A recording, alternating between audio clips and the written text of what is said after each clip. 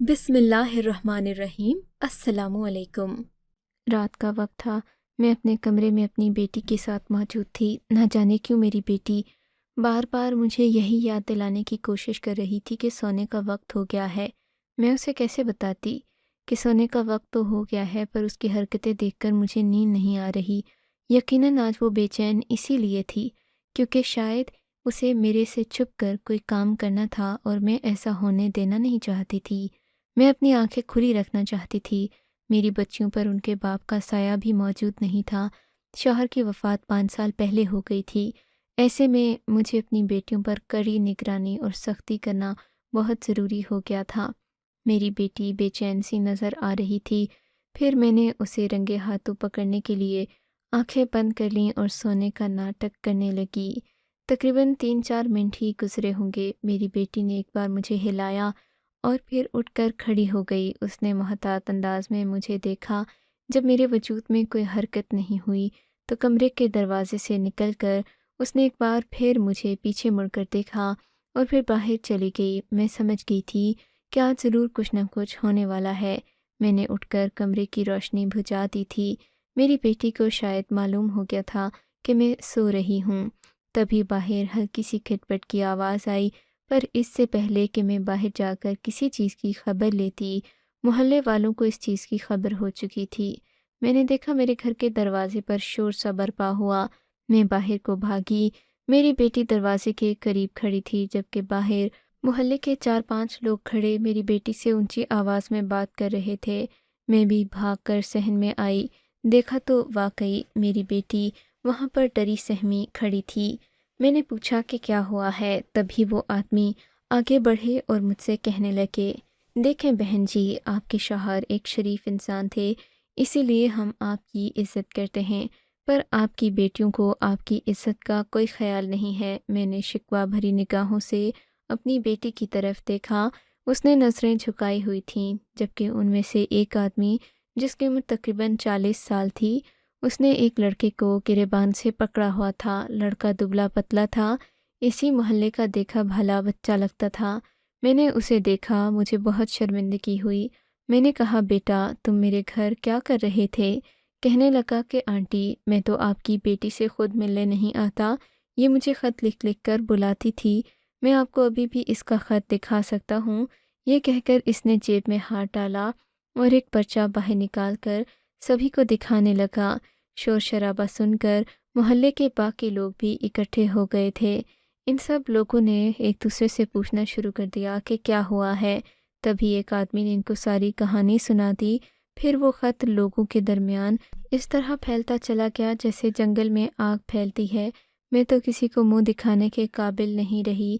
ये लोग उस लड़के को ले गए। मैं अपनी बेटी को धमूके मारती अपने कमरे में ले आई। मैंने कहा, तुमको शर्म नहीं आई? तुम माँ की इज़्ज़त डबो रही थी। बोली कि अम्मा माफ़ कर दो, पर मैं उससे सच्ची मोहब्बत करती हूँ। मैंने बेटी की तो खूब पिटाई की, पर अब मेरा इस मोहल्ले में रहना मुश्किल था। इससे पहले कि मैं खुद यहाँ से जाने का सोचती, अगले ही दिन मोहल्ले वालों ने मुझे इस बात पर बहुत ज़्यादा ज़ोर दिया कि मैं ये मोहल्ला छोड़कर कहीं और चली जाऊँ। और फिर सितम की बात ये थी कि ये मकान भी मेरा अपना नहीं था, वरना अगर मेरा मकान अपना होता तो शायद मुझे कोई न कोई राहत मिल जाती। फिर तो ज़ाहिर है मुझे मेरे घर में रहने से कोई रोक नहीं सकता था, पर इन लोगों ने बात खुद तक नहीं रखी। मालिक मकान को भी मेरे खिलाफ भड़का दिया। उसे यहाँ तक कह दिया कि मैं इस घर में रहकर गलत हरकतें कर रही हूँ। मालिक मकान ने आकर मुझे घर से निकल जाने का हुक्म दिया। अब मैं किसी और मोहल्ले में भी रहती, मेरी बेटियों के लिए ख़तरा ही था। तभी मैं किसी अनजानी मंजिल की तरफ चल पड़ी थी। मुझे नहीं मालूम था कि मैं कहाँ जा रही हूँ। चलते चलते मैं अपनी एक पुरानी सहेली के घर पहुँच गई। मैंने उसके घर के दरवाजे पर दस्तक दी। कहने लगी कि आज तुम्हें मेरी याद कैसे आई? मैंने कहा, मेरी बेटियों समेत मोहल्ले वालों ने मुझे मेरे ही घर से बेघर कर दिया है। अगर तुम्हारे पास कोई ठिकाना है तो मुझे बता दो, मैं अपनी जवान बच्चियां लेकर कहाँ जाऊंगी? वो कहने लगी कि तुम फिक्र ही ना करो, मैं तुम्हें एक ऐसे इलाके में भेज दूंगी जहाँ तुम्हारी बेटियां बिल्कुल महफूज रहेंगी। मैंने कहा, मैं तुम्हारी हमेशा के लिए शुक्रगुजार रहूंगी। फिर उसने एक आदमी को फ़ोन किया। वो आदमी तकरीबन आधे घंटे बाद घर के बाहर आ गया। لڑکی نے ہمیں کھانا بھی کھلایا اور کہا کہ تم اس کے ساتھ چلی جاؤ، یہ تمہیں ایسی جگہ پر لے جائے گا جو تمہارے لیے بہت محفوظ ہوگی۔ میں اپنی بیٹیوں کو لے کر اس آدمی کے ساتھ چل پڑی تھی۔ مجھے نہیں پتہ تھا کہ وہ کہاں جا رہا ہے۔ وہ آدمی اپنے حلیے سے پٹھان معلوم ہوتا تھا۔ مجھ سے کہنے لگا کہ باجی میں تمہیں اپنے علاقے لے چلتا ہوں، تمہاری سہیلی نے مجھے ساری بات بتا دی ہے، وہاں تمہاری بیٹیاں محفوظ رہیں گی۔ ہم لوگ عورتوں کی عزت کرتے ہیں، عورتوں کو گھر سے باہر بھی نہیں نکلنے دیتے۔ میں نے کہا بھائی صاحب اگر میں گھر سے باہر نہیں نکلوں گی تو میرے کھانے پینے کا بندوبست کیسے ہوگا؟ کہنے لگا وہ تو وہاں چل کر سوچیں گے، پر ہمارا شہر بہت محفوظ ہے۔ الغرض وہ مجھے اپنے ساتھ لے کر وہاں سے چل پڑا اور ہم لوگ پشاور کے ایک مشہور معروف علاقے میں آ گئے تھے۔ یہاں پر آ کر زندگی پرسکون محسوس ہو رہی تھی۔ میں اس وقت حیران رہ گئی جب میری نظر مردوں ہی مردوں کے قافلوں پر پڑی تھی۔ یہاں پر کوئی عورت باہر معلوم نہیں ہو رہی تھی۔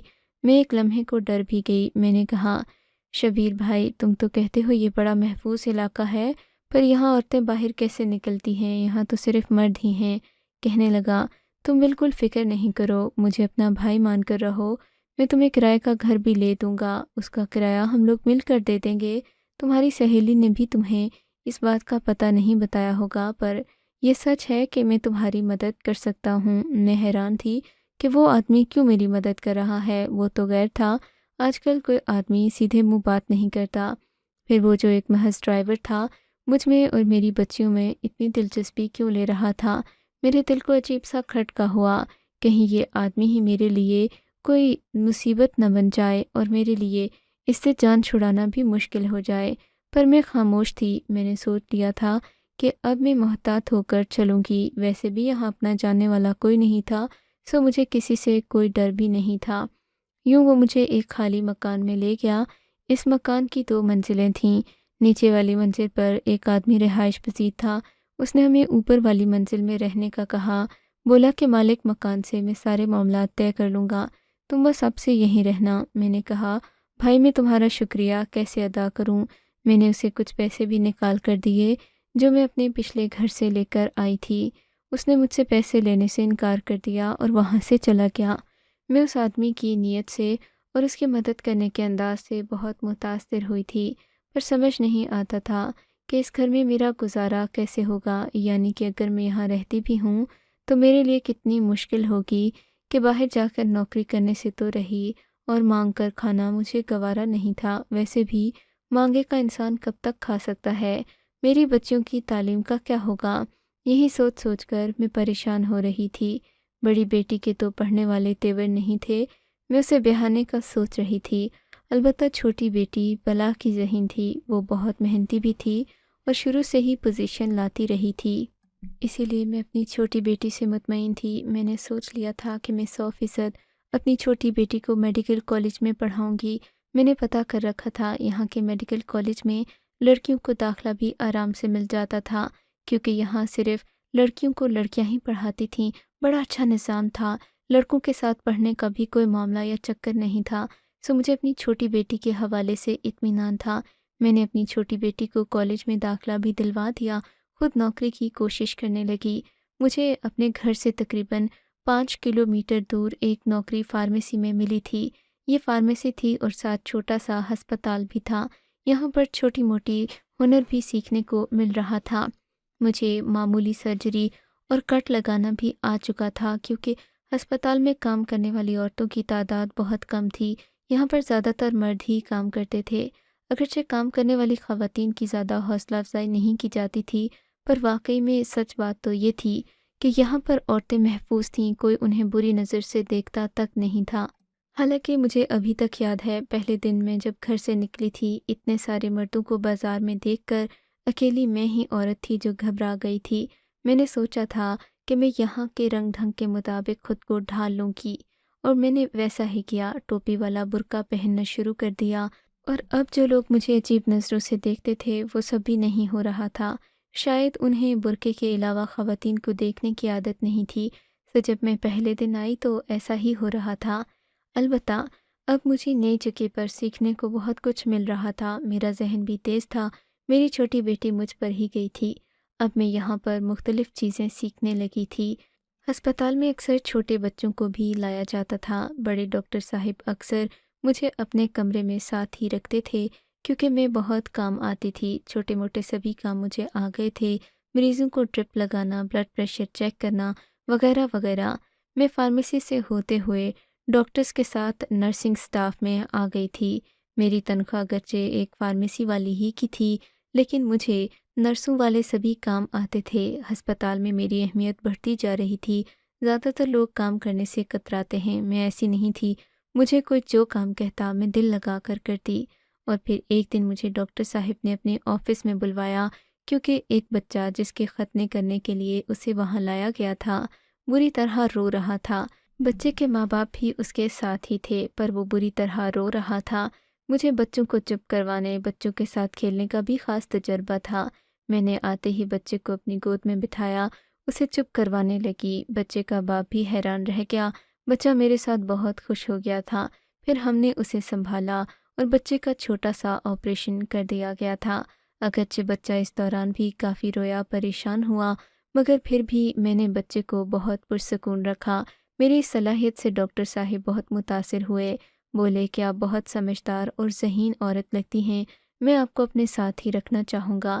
اس کام کے میں آپ کو الگ سے پیسے دے دوں گا کیونکہ یہاں پر کسی اسسٹنٹ کی کوئی نوکری وغیرہ تو نہیں ہے، آپ فارمیسی میں ہوتی ہیں، میں اپنے کسی بندے کو فارمیسی پر بھیج دوں گا۔